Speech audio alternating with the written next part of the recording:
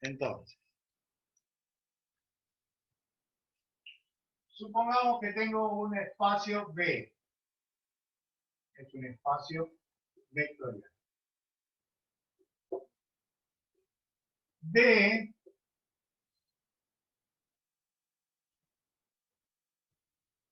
U sub 1, U sub 2, etcétera, U sub n, es una base. Una base de este espacio vectorial. Y B, corta, es un vector del espacio vectorial. Sabemos ya que a este vector B, lo puedo escribir como combinación lineal de los elementos de la base. Y sé más que eso. Sé que al escribir a este vector como combinación lineal de los elementos de una base, los coeficientes son únicos. Es decir, sabemos que a B lo puedo escribir como alfa 1 por el primer elemento de la base más alfa 2 por el segundo elemento de la base más alfa n por el último elemento de la base. Y estos coeficientes, estos números, son únicos.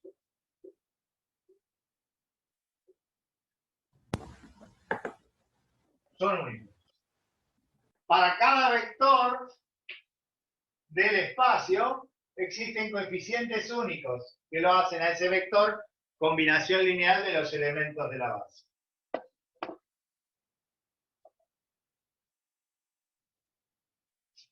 Por ejemplo,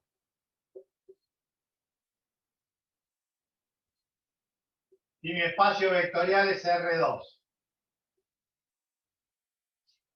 y la base es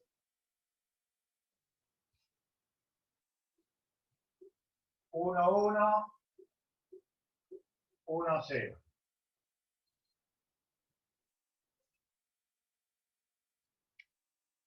Y el vector B es el vector 7, 5.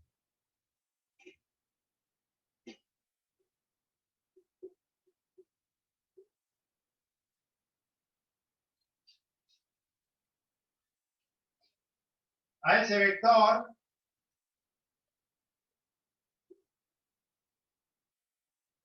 lo puedo escribir como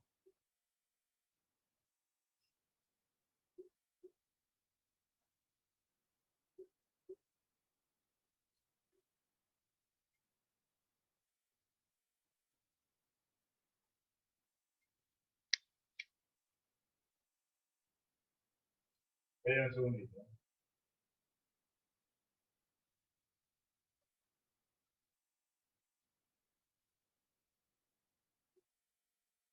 Lo puedo escribir como 5 por 1, 1 más 2 por 1, 0, ¿no? 5 más 2, 7. Este es alfa 1 y este es alfa 2. ¿Qué es lo que sé? Bueno, sé que estos números son únicos. No hay otra manera de escribir al vector este como combinación lineal de los elementos de esta base. No hay otra manera. Esos números se los llama coordenadas. Coordenadas del vector en la base. Coordenadas del vector en la base.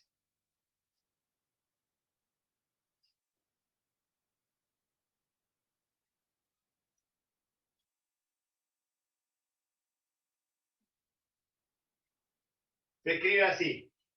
Las coordenadas del vector B en la base B son los números 5 y 2.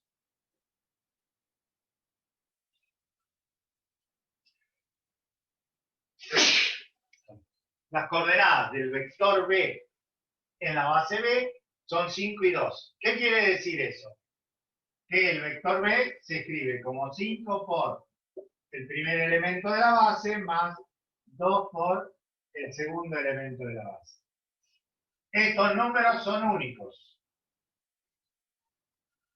Cuando no indico la base, como acá, que no indico, pongo vector 7, 5 directamente, se sobreentiende que la base a la cual me estoy refiriendo es la base canónica.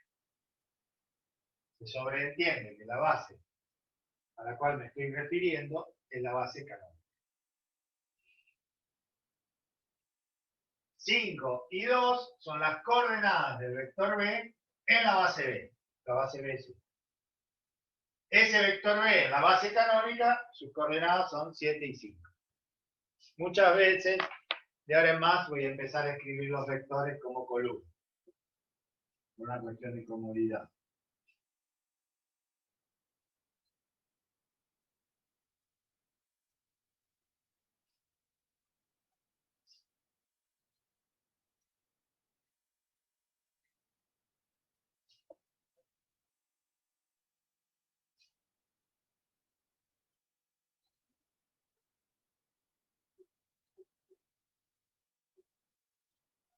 Mi espacio vectorial es R2. La base B es 1 menos 1, 1, 1. Esa es la base B. ¿Es una base? Sí, es fácil de ver porque son LI. Son 2 y son LI. ¿Cómo sé que son LI? Porque no son múltiples. El vector B, las coordenadas del vector B en esa base son 4 y menos 3.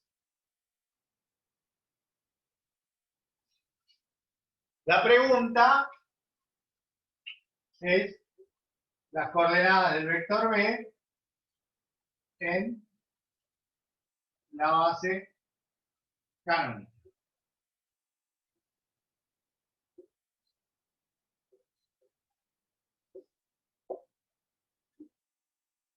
¿Cuál sería ese vector B en la base canónica? ¿Cuál sería ese vector B en la base canónica? Bueno, ¿qué es lo que sé? Yo sé que las coordenadas de un vector en una base son los números que se multiplican, por los cuales se multiplica a los vectores de la base para que me dé el vector en la base canónica. Así que el vector B en la base canónica va a ser 4 por 1 menos 1 más menos 3 por 1, 1. Es decir, el vector S en la base canónica va a ser 1 menos 7. ¿No? Si no me equivoco las cuentas, 4 menos 3, 1, menos 4, 1 menos 7. Estas son las coordenadas del vector B, como no digo nada, en la base canónica. Estas son las coordenadas del vector B en esta base. ¿Qué quiere decir que sean las coordenadas del vector B en la base canónica? Bueno, quiere decir que a este vector lo puedo escribir como 1 por el primer vector de la base más menos 7 por el segundo vector de la base. Y por eso se llama base canónica. Porque tiene esta base, la base canónica, tiene una gran ventaja con respecto a esta otra base. ¿Qué gran ventaja tiene esa base canónica con respecto a otra base? Bueno, que las coordenadas son los mismos números. 1, si escribo el vector B en la base canónica, estos números son las coordenadas. Si escribo el vector B en esta base, al vector B en esa base, ya los números no son 1 y menos 7, son 4 y menos 3. Las coordenadas son 4 y menos 3. Las coordenadas del vector B en la base canónica son 1 y menos 7. Las coordenadas del vector B en esa base son 4 y menos 3.